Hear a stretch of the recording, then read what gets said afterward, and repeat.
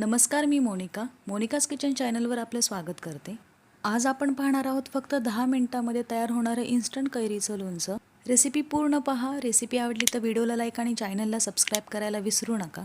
उन्हाळा सुरू आहे आणि कैऱ्यांचा सुद्धा सीझन आहे, तर ही रेसिपी नक्की करून पहा आणि रेसिपी कशी झाली हे कमेंट करून कळवायला विसरू नका। सर्वात आधी कैरीचं लोणचं बनवण्यासाठी लागणारे साहित्य पाहून घेऊया।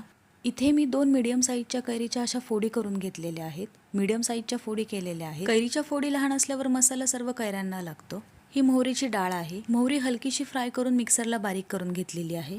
1 चमचा मीठ, 1 चमचा हळद, 1 चमचा मिरची पावडर, 2 चमचे भाजून घेतलेले जिरे मिक्सरला बारीक करून घेतलेले आहेत। 2 चमचे धना पावडर, 1 चमचा साखर देखील घेतलेली आहे।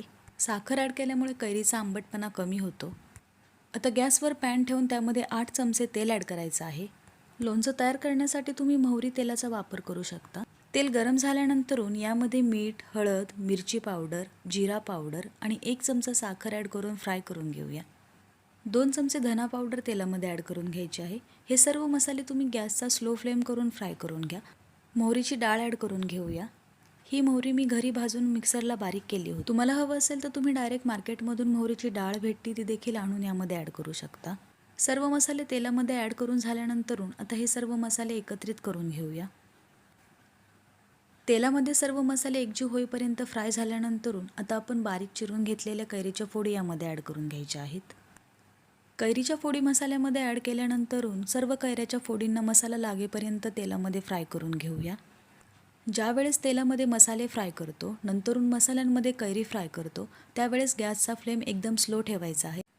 तेलामध्ये मसाले अजिबात करपवायचे नाही, नाहीतर लोणच्याची टेस्ट बिघडते।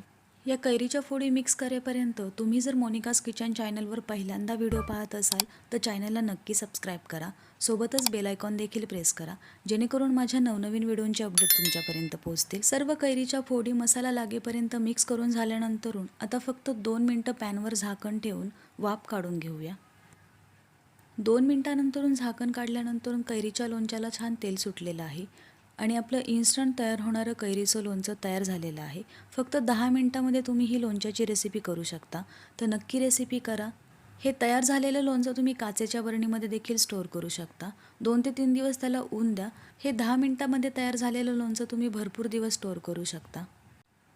चला तर मग कैऱ्यांचा सीझन आहे तो लोणच्याची रेसिपी नक्की करा आणि मोनिकाज किचन चॅनलला सबस्क्राइब करायला विसरू नका। व्हिडिओ आवडला असेल तर लाईक, शेअर, कमेंट करा आणि अशाच नवनवीन रेसिपी पाहण्यासाठी आपल्या मोनिकाज किचन चॅनलला सबस्क्राइब करा।